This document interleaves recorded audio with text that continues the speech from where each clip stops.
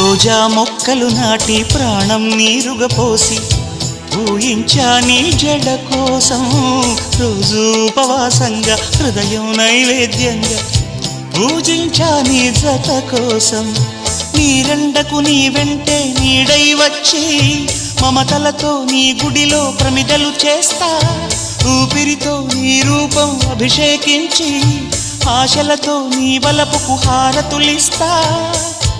ఇన్నాళ్ళు అనుకోలేదే నిన్నే ప్రేమిస్తానని ఒక దేవత వెలసింది